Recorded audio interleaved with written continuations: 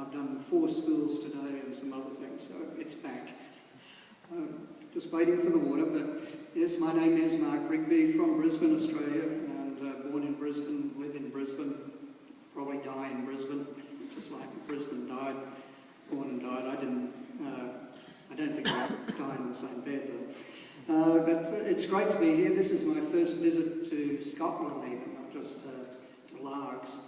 But I do travel a lot. My first trip overseas was at the age of 2 in 1956 through to early 58. My father, an artist, won an Italian government painting scholarship in the mid-50s, and it was for 1 year to do anything he liked in Italy.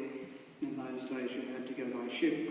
But it meant he would have left Mum and myself behind, so he scrounged together some money, and we all went to Italy for 1 year, and places that you'd think, I wish I had that much time to spend in Positano and Venice and Florence. And so that was my first trip, and I love travelling, but as I said, my first visit to Scotland. And I had thought about coming here before. In 2008 I'd been in Russia as part of a round-the-world trip, and I was in London for several days, and I looked at the weather, and it was August of 2008, and it said gales and everything through the year, and I thought, give it a miss. But I'm actually on my way to Russia for a meeting next week, and then straight after that to the US for the last space shuttle launch, so I thought, I'll do it this time. So I'm sorry for the short notice, but that's my fault. Russian visas and things, I wasn't sure whether I'd be here or not, but it is great to finally make it. And Brisbane, there are 2 Brisbanes I know of on this planet as far as cities or towns. There's my Brisbane, which these days probably 2 million population, the 3rd largest city in Australia. Eventually it's predicted to be the 2nd largest, overtaking Melbourne, because I think we grow by some thousands a week of people coming from the south. And that's putting a lot of pressure on our southeast Queensland area. But your nice summer days are currently what we have for the height of our winter. In fact, the other day, within the last week, we had our coldest June day since 1916, and our maximum was 12.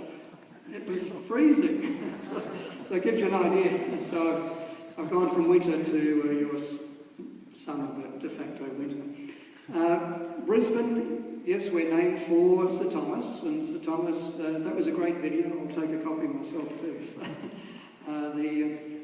And I'd love to, even if I have permission, to sometimes show that at the Brisbane Planetarium.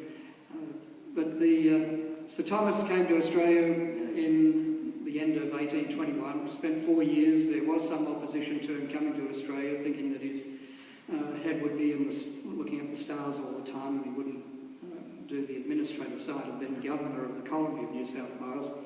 But Wellington appealed to Bathurst and so on, and some of you probably know the story. And so he did come with 2 assistants, a German and also an assistant from this area, because he built an observatory. There was a small observatory in Sydney, Port Jackson, in the late 18th century, but it only lasted a few years. So the first significant observatory in our country was the one that Sir Thomas built with his own funds, brought his own instruments, brought his 2 assistants, a library of about 350 books, and he established that at Parramatta, adjacent to Government House. And the work done there was positional mapping of stars. In the end, over 7,300 stars were mapped in a catalogue, their positions, and that became the Brisbane Catalogue of Stars, its short title. And we have a copy of that in the planetarium.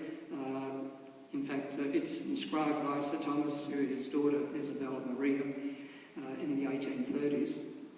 We have one of these small terrestrial telescopes and a few other things.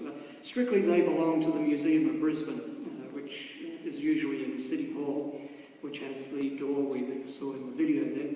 But back in about the late 80s, early 90s, we borrowed it from the Museum of Brisbane, its current name, and we haven't returned them.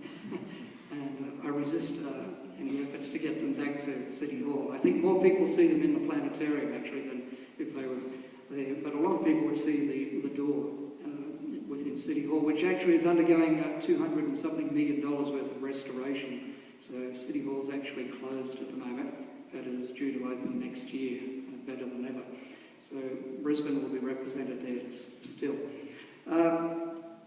Brisbane Planetarium is named for Sir Thomas, and it was finished construction in 1978, opened officially in May of 1978, and it's the only standalone planetarium in Australia at the present time, and one of the most significant ones. We've got several other main ones in the country. Sydney, ironically, doesn't have a planetarium.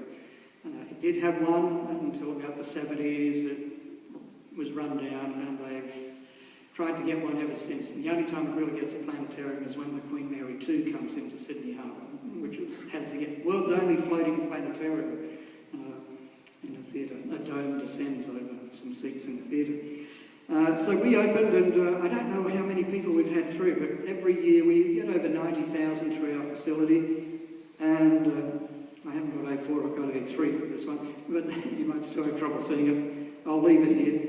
But a night shot of the planetarium. In the foreground is the observatory dome, which is for demonstrations. The other white dome in the distance is the main cosmic sky dome, our main theatre, which seats about 125 and in the round. And we started off with a Zeiss star projector from Jena in East Germany. Now, we removed that last year.